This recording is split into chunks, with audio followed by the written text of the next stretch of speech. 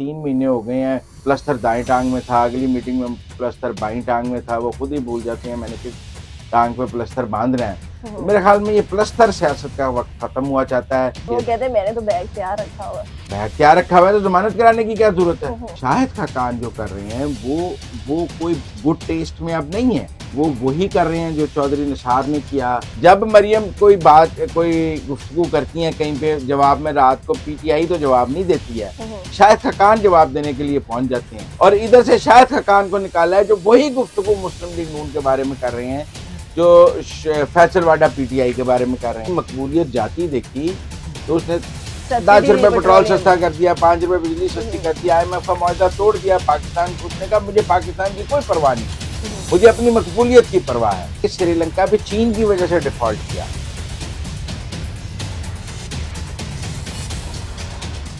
अस्सलाम वालेकुम, मुझे कहते हैं सोबिया अशरफ और आप देख रहे हैं प्रोग्राम अंदर की बात मुजम्मिल सोहरवर्दी के साथ। आज का सवाल कि आज मिनी बजट तो पेश कर दिया गया है, मगर इस मिनी बजट में क्या आवाम के लिए कुछ खुशखबरी होगी या नहीं, या फिर महंगाई का एक नया अंबार ही आएगा।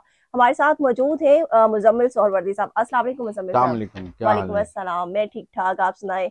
अच्छा, मिनी बजट पेश कर दिया गया है और कहा यह जा रहा है कि इसमें आवाम के लिए कोई खुशखबरी नहीं है, महंगाई में मजीद इजाफा होगा।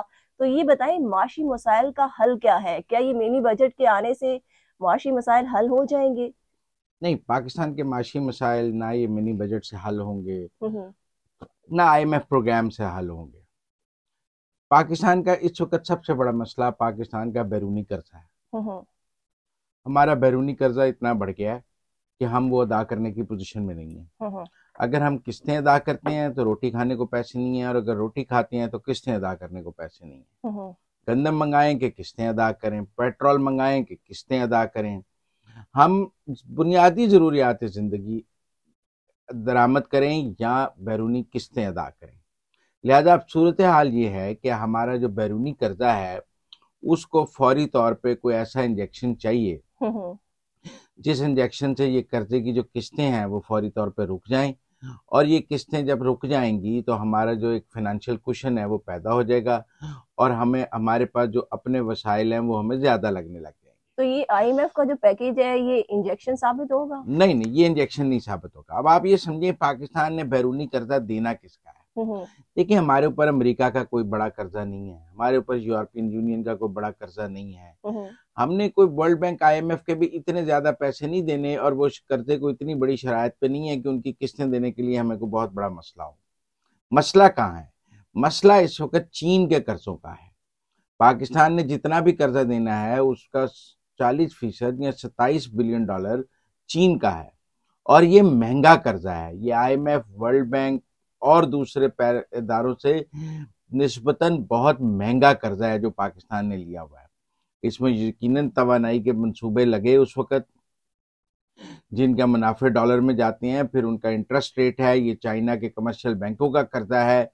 और उस वक्त जब हम लोड शेडिंग में थे तो 12 घंटे की, 14 घंटे की, तो हमने ये कर्जा लिया जिसको CPEC में भी कहते हैं, आया, इंफ्रास्ट्रक्चर बना।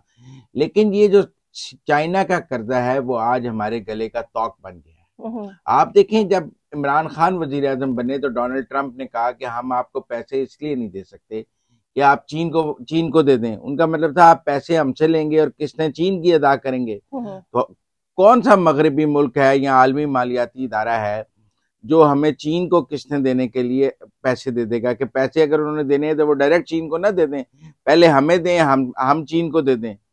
फिर इसी तरह IMF ने कहा जी आपने जो चीन के साथ कर्जे लिए हैं CPEC के तहत, वो मुआहदे ओपन करें, सीक्रेट क्यों रखे हुए हैं आपने? वो हमें बहरहाल ओपन करने पड़े। लेकिन अब भी सूरत हाल ये है कि हमने पिछले 6 माह में जो डेट सर्विसिंग की है वो बड़ी डेट सर्विसिंग तो हमने चीन के साथ की है। कर्जे जो किस्तें दी हैं वो चीन को दी हैं। जो आज ज़र मुबादला के ज़खायर कम हुए हैं उनमें अगर पाकिस्तान ने कोई कर्ज अदा किए हैं जिनके बारे में सागदार साहब कह रहे थे कि वो रोल ओवर हो जाने हैं, और वो रोल ओवर नहीं हुए अभी तक, क्योंकि हमने IMF से बात नहीं की, क्योंकि चीन ने भी ये शर्त लगा दी कि आप पहले IMF से बात करें, फिर मैं आपके कर्जे रोल ओवर करूंगा। अब सूरत हाल ये है कि एक तरफ तो हम कहते हैं कि चीन से हमारी जो दोस्ती है वो कोह हिमालय से ऊपर है, समुद्रों से गहरी है, शहद से मीठी है, शारक से नजदीक है, और पाकिस्तान और चीन आयरन ब्रदर्स हैं। दूसरी तरफ सूरत हाल ये है कि चीन एक किस्त भी माफ करने को इस मुश्किल हालात में हमारे लिए तैयार नहीं। ट्रिलियंस ऑफ डॉलर्स चीन के पास हैं, ये 27 बिलियन डॉलर उसके लिए पीनट है, बल्कि मैं कहता हूँ पीनट भी नहीं है, बहुत छोटा है। मैं आपको इसकी एक और मिसाल देता हूँ कि 9/11 के बाद जब पाकिस्तान ने US के साथ स्ट्रेटेजिक अलायंस में जाने का फैसला किया, जिसको हम सब बहुत तनकीद का निशाना बनाते हैं कि हम प्रॉक्सी जंग में चले गए और बड़ा गलत हुआ और ये हुआ, लेकिन उसके बाद मगरिब ने पेरिस क्लब से हमारे सारे कर्जे रीशेड्यूल कर दिए 25 साल के लिए। इसीलिए आज उन कर्जों का दबाव पाकिस्तान के ऊपर नहीं है। अब क्या चीन हमारे कर्जे रीशेड्यूल नहीं कर सकता 20-25 साल के लिए? अगर आज चीन हमारे 27 बिलियन डॉलर के कर्जे रीशेड्यूल कर दे 25 साल के लिए, तो पाकिस्तान एक वायबल मुल्क बन के सामने आ जाएगा।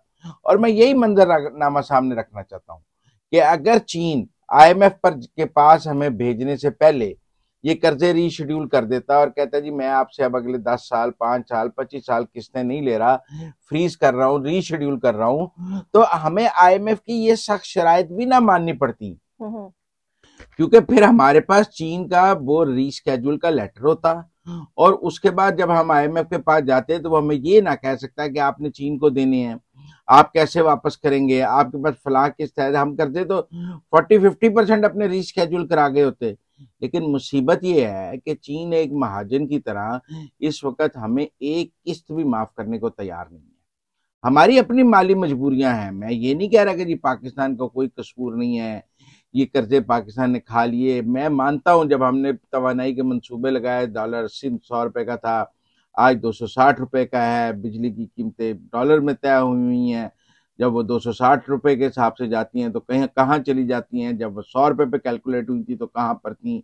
ये सब बातें अपनी जगह हैं, लेकिन सूरत हाल ये है कि जब दो मुल्कों के दरमियान बायलैटरल ताल्लुकात होते हैं, जब दो मुल्कों के दरमियान स्ट्रेटेजिक ताल्लुकात होते हैं, जब दो मुल्कों के दरमियान दोस्ती होती है, वो आलमी फोरम्स पे इकट्ठे चल रहे होते हैं, एक दूसरे के साथ उनकी दोस्ती जो है वो बहुत दुनिया में मशहूर होती है, वहां वो मुल्क दूसरे मुल्क के गर्दन पे अंगूठा रख के कर्जे नहीं लेता वापस, वहां स्पेस दी जाती है। ये बायलैटरल लोन है हमारे और चाइना के सोवरन गारंटीज के साथ। अगर आज चाइना उनको रीस्केड्यूल कर दे तो चाइना की मईशत को तो कोई नुकसान नहीं होगा, लेकिन पाकिस्तान की मईशत को बहुत फायदा हो जाएगा। पाकिस्तान आप तकरीबन संभल जाएगा और आधे से ज्यादा अपने पांव पे खड़ा हो जाएगा। मैं माफ करने की बात नहीं कर रहा, मैं इसकी मिसाल आपको पेरिस क्लब से दे रहा हूँ कि अगर चाइना रीस्केड्यूल कर दे अगले 25 साल के लिए तो हमारे मसाइल आधे से ज्यादा हल हो जाएंगे। लेकिन मुसीबत यह है कि हमारे मुल्क में कोई चीन के खिलाफ बात करने के लिए तैयार नहीं। हम कहते हैं ओह, अगर ये काम अमेरिका ने किया होता तो यहाँ अमेरिका मुर्दाबाद के नारे लग रहे होते। यहाँ लोग कहते हैं अमेरिकी कर्जा हमें खा गया, अमेरिकी कर्जे ने हमें ये कर दिया। सूरत हाल ये है कि आज हम जिस मुश्किल में हैं वो चीनी कर्जे की वजह से हैं, और चीन उस पर 1 रुपए की रियायत देने के लिए तैयार नहीं है। वैसे दोस्ती का भरम अपनी जगह पूरा मौजूद है, हम तलकात वो कहते हैं CPEC भी है, गवादर का एग्रीमेंट भी है, वो स्लो भी हुआ है, मैं मानता हूं पीछे स्लो हुआ है, लेकिन स्लो भी इसलिए हुआ कि जब हमें बार बार IMF के पास जाना पड़ता है, जब चीन ने कर्जे मांगने शुरू किए हमें वेस्ट की तरफ दोबारा जाना पड़ गया। पर मुजम्मिल साहब यहाँ सवाल ये पैदा होता है कि IMF का पैकेज आ गया, तो क्या IMF के पैकेज के आने के बाद डॉलर रेट में कमी आएगी? डॉलर तो कम हो रहा है, डॉलर में कमी आएगी, लेकिन इसमें भी तो आप देखिए ना, चीन हमारे साथ तजारत भी डॉलर में करता है। अगर हमारी चीन से इतनी इंपोर्ट है, अगर वो डॉलर में खत्म कर दे, अपनी करेंसी में करना शुरू कर दे तो भी बड़ा रिलीफ है। अगर चाइना पाकिस्तान को रिलीफ देने की तरफ आए तो मैं ये कहता हूं कि पाकिस्तान के आधे से ज्यादा माशी मसाइल जो हैं वो हल हो जाएंगे। लेकिन हमने लोग बहुत मिसाल देते हैं कि जी श्रीलंका डिफॉल्ट कर गया, श्रीलंका डिफॉल्ट कर गया। लोग ये नहीं बताते कि श्रीलंका भी चीन की वजह से डिफॉल्ट किया। चीन को भी श्रीलंका ने कर्जे दिए हुए थे जिनको उसने रीस्केड्यूल नहीं किया, हालांकि श्रीलंका की पोर्ट भी उसके पास थी, बहुत श्रीलंका से उसकी दोस्ती थी। लिहाजा चीन ने अब जिनको कर्जे दिए हैं वो उनको डिफॉल्ट करा रहा है। वो उन मुल्कों के साथ निहायत बेहिस्सी के साथ सब दोस्ती खत्म करके अपने कर्जों के मामले में कोई रियायत देने के लिए तैयार नहीं है। भाई यहाँ तो आपको वर्ल्ड लीडर बनने का शौक ना हो, और अगर आपको शौक है तो फिर आप, मेरा मतलब है, उसकी कीमत भी अदा करें। और ये मामूली बात है, आप आम कोई फैक्ट्री या कोई कारोबारी अगर कोई कर्जा लेता है और वो नहीं देने की पोजीशन में होता तो वो बैंक से जाके उसको रीशेड्यूल करा लेता है। ये मैं कोई ऐसी बात नहीं कर रहा जो अनहोनी है और दुनिया की तारीख में कभी नहीं हुआ, अगर चीन कर देगा तो नई तारीख रकम हो जाएगी। ये मामूल की कार्रवाई है। अगर चीनी बैंक जिनसे हमने कर्जे लिए हुए हैं, चीन के सरकारी इदारे, वो कर्जे रीस्केड्यूल कर देते हैं पाकिस्तान को, तो ये कोई ऐसी बात नहीं है जिसको कहा जाए कि जी बहुत बड़ी फेवर मिल गई है, लेकिन पाकिस्तान के लिए बड़ी फेवर होगी। और मैं मानता हूं, लिहाजा जरूरत इस बात की है कि हम चीन की दोस्ती का भरम एक तरफ रखें और अब ये बात करनी शुरू करें कि चीन को हमारे साथ स्ट्रेटेजिक ताल्लुकात को सामने रखते हुए, डिफेंस ताल्लुकात को सामने रखते हुए पाकिस्तान के कर्जे रीस्केड्यूल करने चाहिए ताकि हम इस मुश्किल से निकल सकें। क्योंकि मगरिब हमें तब तक पैसे नहीं देगा जब तक चीन इनको रीस्केड्यूल नहीं करेगा, क्योंकि वो चीन को देने के लिए तो हमें पैसे नहीं देगा, वो कोई पैसे देगा जो हम इस्तेमाल करें। देखिए, हमने सैलाब के लिए पैसे मांगे, उन्होंने $10 बिलियन दे दिया, लेकिन वो उनको पता है ना वो चीन पे नहीं जाना, वो प्रोजेक्ट्स लगने हैं, घर बनना है, सड़कें बननी है, ये वो। लेकिन जो ही हम उन्हें कहते हैं कर्जा दें तो वो कहते हैं नहीं, आपने चीन को दे देना है, हम चीन की किस्तों के लिए कर्जा नहीं देंगे। तो लिहाजा ये बात करनी जरूरी है कि पाकिस्तान के माशी मसाइल के लिए अब पाकिस्तान को चीन से बात करनी पड़ेगी कि आप अपने कर्जे हमारे साथ रीस्केड्यूल करें।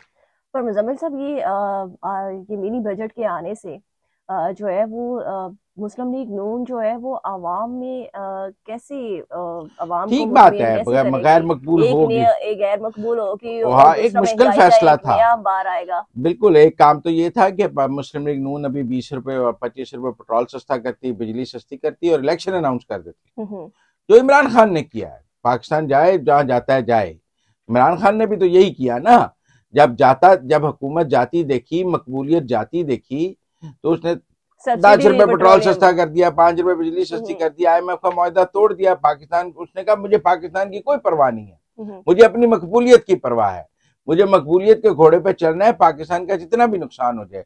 मुस्लिम लीग नून का ये बहुत बड़ा जुर्म है कि वो अपनी मकबूलियत की कोई परवाह नहीं कर रहे। वो IMF के पास चले जाते हैं, पाकिस्तान की परवाह करने लग जाते हैं, और फिर हम सब उनको गालियां भी निकालते हैं कि यार आप बड़े गैर मकबूल हो रहे हैं, आपने ये फैसले क्यों किए हैं। बिल्कुल खुशी से कर रहे हैं वो ये फैसले। एक तरफ पाकिस्तान है, एक तरफ मकबूलियत है, आप बता दें किसको चुन लें। हाँ, अगर इमरान खान हो तो मकबूलियत को चुन लेगा, कोई और सियासी जमात हो, मैं कहता हूँ पीपल्स पार्टी भी होती, कोई और भी होती, वो पाकिस्तान को चुन लेती। इसमें ऐसी कौन सी रॉकेट साइंस है। अच्छा, इन फैसलों की वजह से मुस्लिम लीग नून में बड़ी दरारें आ रही हैं। शाहिद खान अब्बासी आजकल जो है वो बहुत ज्यादा बागी रहनुमा के तौर पर सामने आ रहे हैं, और उन्होंने जो है वो मरियम नवाज को लीडर मानने से भी इनकार कर दिया। उन्होंने कहा मेरा लीडर सिर्फ नवाज शरीफ है। तो ये अंदर का मामला क्या है? लेकिन शुरू में जब शाहिद खान अब्बासी साहब ने बात की थी, सब ने उसको गुड टेस्ट में लिया था कि ठीक है, उन्होंने मरियम नवाज के चीफ ऑर्गेनाइजर और सीनियर नायब सदर बनने पर अपनी एक रिजर्वेशन शो कर दी, अपना रिजाइन भेज दिया। पार्टी की क़यादत ने भी उनका रिजाइन एक्सेप्ट नहीं किया था। पर इससे पहले जो है सबक वजीर दाखिला चौधरी निसार खान जो है वो भी मरियम नवाज को लीडर मानने से इनकार कर चुके। चलो, चौधरी निसार आज कहाँ मौजूद हैं। चौधरी निसार, मेरा मतलब है चौधरी निसार बड़ा उसके बाद कुछ बन गए हैं। जो चौधरी निसार की मिसाल दी जाए, मेरा मतलब है कि आप आउट ही हो गए ना सियासत से इस मुल्क में। लेकिन मैं ये कह रहा हूँ कि शाहिद खान अब्बासी साहब ने जो पहली दफा गिला किया, उसको पाकिस्तान की सियासत में और मुस्लिम लीग नून के अंदर अच्छी नजर से देखा गया। लेकिन उसके बाद उन्होंने जो इसको कैंपेन बनाया है कि वो रोज रात को एक टीवी टॉक शो में बैठ जाते हैं और यही मंत्रा दोबारा पढ़ने लग जाते हैं, यही बात रोजाना करने लग जाते हैं, जिससे ये बात साबित हो रही है कि वो कोई गिला नहीं कर रहे, वो एक कैंपेन बना रहे हैं। आप मेरी बात समझें, या तो वो किसी टेक्नोक्रेट सेटअप के लिए अपना CV पेश कर चुके हैं, या उन्होंने मुस्लिम लीग नून से अलहदगी का फैसला कर लिया। देखिए, ये नहीं हो सकता कि आप रोज रात को बैठ के मुस्लिम लीग नून को गालियां भी निकालें और फिर एंड पर एक फिक्रा कहते हैं मैं तो अभी मुस्लिम लीग नून में हूं। आपको पार्टी से तहफुजात थे, आपने 1 दफा 2 दफा बयान कर दिए, पार्टी ने उसके जवाब में किसी ने आपको जवाब नहीं दिया, बल्कि मरियम ने भी कहा वो मेरे अंकल हैं, मैं खुद उनके पास जाऊंगी, उनके तमाम तहफुजात सर आंखों पर। अच्छा, वैसे शहबाज शरीफ ने भी कोई जवाब नहीं दिया, नवाज शरीफ ने भी कोई जवाब नहीं दिया। सब ने उनकी बात खामोशी से सुनी, इस्तीफे को मुस्तरद किया, उनको कहा वो हमारे सीनियर साथी हैं। लेकिन अब जो वो मेरा मतलब उसके बाद 16 इंटरव्यू दे चुके हैं। जब मरियम कोई बात कोई गुफ्तगू करती हैं कहीं पे जवाब में, रात को पीटीआई तो जवाब नहीं देती है, शाहिद खकान जवाब देने के लिए पहुंच जाते हैं। मतलब शाहिद खकान को भी मुस्लिम लीग नून के खिलाफ वैसे ही इस्तेमाल किया जा रहा है जैसे फैसल वाडा को पीटीआई के खिलाफ इस्तेमाल किया जा रहा है। आप कहेंगे पीटीआई में से उन्होंने फैसल वाडा को निकाला और वो पीटीआई के खिलाफ रोज इस्तेमाल होते हैं कि 3 सांप और 2 ये, और इधर से शाहिद खकान को निकाला है जो वही गुफ्तगू मुस्लिम लीग नून के बारे में कर रहे हैं जो फैसल वाडा पीटीआई के बारे में कर रहे हैं। अब ज़र्फ में फर्क है। इमरान खान ने तो 1 मिनट में फैसल वाडा को निकाल के बाद ने अभी तक मुस्लिम लीग नून छोड़ी नहीं है। फैसल वाडा ने भी नहीं छोड़ी तहरीक इंसाफ, वो तो इमरान खान ने निकाल दिया ना, वो तो इमरान खान ने निकाल दिया। यहाँ लोगों में ज़र्फ है, वो कहते हैं जी 35 साल की रफाकत है। 35 साल की रफाकत का ये मतलब तो नहीं है कि आप रोज रात को बैठ के अपनी ही जमात को गालियां निकालना और उसको पॉलिटिकली डैमेज करने लग जाए। मेरा मतलब आपको मरियम नवाज के बनने पे तो बहुत इतराज है, अपने बेटे के टिकट के लिए आप खुश हैं। वो इसहाक साहब से भी खुश नहीं है, वो कहते हैं मैं वज़ीर आज़म जो मिफ्ता और इसहाक डार साहब की लड़ाई है वो सब ने काबिल कबूल की है। आप मेरी बात समझें, डार साहब ने मिफ्ता के बारे में बात की, मिफ्ता ने डार साहब के बारे में बात की, पार्टी के अंदर डिबेट हुई, ना उसके ऊपर किसी ने कॉमेंट किया ना कुछ किया। लेकिन शाहिद खकान जो कर रहे हैं, आप मेरी बात समझें, शाहिद खकान जो कर रहे हैं वो कोई गुड टेस्ट में अब नहीं है। शाहिद खकान जो है वो बैड टेस्ट में चले गए हैं। वो वही कर रहे हैं जो चौधरी निसार ने किया, वो वही कर रहे हैं जो एक वक्त में जावेद हाशमी ने किया, वो वही कर रहे हैं जो गुलाम मुस्तफ़ा जतोई ने किया पीपल्स पार्टी के साथ, जो खर ने किया। बहुत सारे बड़े बड़े नामों ने अपनी सियासी जमातों को छोड़ा है और उसके बाद वो टगे टोकरी हो गए हैं। हालिया मिसाल चौधरी निसार भी है, जावेद हाशमी भी है और मिसालें भी मौजूद हैं। तो इसलिए मेरा ये ख्याल है कि शाहिद खकान अब्बासी को अब जुबान बंदी करनी चाहिए। उन्होंने बड़े इंटरव्यू दे दिए हैं, एक ही बात उन्होंने 100 दफा कर ली है, नई बात तो उनके पास है कोई नहीं करने के लिए। यहाँ तो वो कहे ना कोई नई बात करो, एक ही बात है, मरियम को बनाया मैंने इस्तीफा दे दिया, मरियम को बनाया मैंने इस्तीफा दे दिया, मरियम को बनाया मैंने इस्तीफा दे दिया, नवाज शरीफ मेरे लीडर हैं। आपने ये बात तस्बीह के दाने की तरह 100 दफा कर ली है, तस्बीह पूरी हो गई। अब आपको चाहिए कि अब दुआ मांगे और आराम से बैठ जाएं। मेरा मतलब है नहीं तो आपके पास स्क्रिप्ट है, आप क्या किसी स्क्रिप्ट के तहत ये काम कर रहे हैं कि आपने रोज जब मरियम कोई पॉलिटिकल एक्टिविटी करेंगी तो उसका जवाब अगर पीटीआई से ना बनता हो तो वो शायद खकान को एक टीवी इंटरव्यू में बिठा देते हैं ताकि वो ये सारी बात कर सके। अच्छा, फर्म फंडिंग केस जो है वो इमरान खान साहब का, उस पे इस्लामाबाद हाई कोर्ट ने जो है वो 22 फरवरी से पहले जो है वो फैसला देने से रोक दिया है। ये अभी जो है ना ये म्यूजिकल चेयर है, इमरान खान की गिरफ्तारी नहीं हो रही। ये जरूर है कि उन्होंने एक बड़ा लंबा अपनी टांग के प्लस्तर पर हनीमून बना लिया है। वो टांग कभी दाईं टांग पे प्लस्तर बांध देते हैं, कभी बाईं टांग पे बांध लेते हैं, लेकिन वो प्लस्तर भी एक मजाक बन गया है ना। उन्होंने अपने आप को घर में बंद करने का और ये अदालतों से बचाने के लिए प्लस्तर को काफी कैश करा लिया है। मेरे ख्याल में इमरान खान को समझ आनी चाहिए कि प्लस्तर सियासत का वक्त खत्म हो गया है। ये प्लस्तर जितना बिकना था बिक गया है, मजीद ये प्लस्तर नहीं बिक सकता। अब उनको अदालतों से अपना पेश होना पड़ेगा, अपना ट्रायल चलाना पड़ेगा, उसको कानूनी रास्ता लेना पड़ेगा। नवंबर से उन्होंने फरवरी तक 3 महीने, वो कहते हैं कि वो इंडिया में एक विकेट कीपर इतने बुरे एक्सीडेंट के बाद 6 हफ्तों बाद चलने लग गया है। यूजुअली हड्डियां 6 हफ्ते बाद, 8 हफ्ते बाद, यहाँ 3 महीने हो गए हैं। और फिर ऐसी मजे का खेज वीडियोस भी आई हैं कि एक मीटिंग में मुलाकात प्लस्तर दाएं टांग में था, अगली मीटिंग में प्लस्तर बाईं टांग में था, वो खुद ही भूल जाते हैं मैंने किस टांग पे प्लस्तर बांधना है। तो मेरे ख्याल में ये प्लस्तर सियासत का वक्त खत्म हुआ चाहता है। कोई नई सियासत इमरान खान साहब ढूंढें। अब ये प्लस्तर पे उन्होंने 3 माह बहुत अच्छी सियासत कर ली है, वो कर ले। वैसे गिरफ्तारी से इतने डरने की जरूरत भी नहीं है। खान साहब अभी आपकी गिरफ्तारी का कोई चांस नहीं है, आप आराम से फिरे तुरे, कोई ऐसा मुकदमा नहीं है जिसमें आपको गिरफ्तार किया। वो कहते हैं मैंने तो बैग तैयार रखा हुआ है। नहीं, बैग बेशक तैयार रखा, बैग तैयार रखा हुआ तो जमानतें ना कराएं। बैग तैयार रखा हुआ है तो जमानत कराने की क्या जरूरत है? आज जमानत मुस्तरद हुई है, आप ना इस्लामाबाद हाईकोर्ट जाते, कहते मुस्तरद कर दें, मुझे गिरफ्तार कर लें, मैंने जेल भरो तारीख। आमर डोगर गिरफ्तार हो तो आप कहते हैं जेल भरो तारीख शुरू हो गई, और अपनी गिरफ्तारी के वक्त आप शाम को इस्लामाबाद हाईकोर्ट से जाके दोबारा जमानत ले लेते हैं, तो जेल भरो तारीख कौन सी हो गई? मेरा मतलब आप तो जेल जाने से डरते हैं, लेकिन अगले भी आपके साथ खेल रहे हैं। जैसे पता लग जाए ना फलां बंदा जो है कोई छिपकली से डरता है, उसको छिपकली से डराया जाता है, कोई किसी और चीज से डरता है, उसको उस चीज से डराया जाता है। ये इमरान खान साहब गिरफ्तारी से डरते हैं, इन्हें रोज डराया जाता है, इनको डरना छोड़ देना चाहिए। अच्छा, ये उन्होंने जेल भरो तहरीक में सिर्फ खवातीन से ही हलफ क्यों लिया है इमरान नहीं खान नहीं, साहब? मर्दों की भी लिस्टें बन रही हैं, कुल और से सुने 600-800 लोगों ने नाम लिखाए हैं कि हम गिरफ्तारी दे देंगे, लेकिन मुझे नहीं लगता, मुझे लगता है वो सिर्फ नाम ही लिखाए हैं, जब देने की बारी आएगी तो 600-800 में से 50-60 रह जाएंगे। Thank you so much Muzammil साहब, आपने हमें इतनी अंदर की अपडेट्स दी। आज की अंदर की खबर यही कि इमरान खान साहब की प्लस्तर की सियासत का वक्त खत्म हो गया। अब उन्हें अदालतों का और खास तौर पे अपने केसेस का सामना करना होगा। इसके साथ ही मुझे इजाजत दें। अल्लाह हाफिज।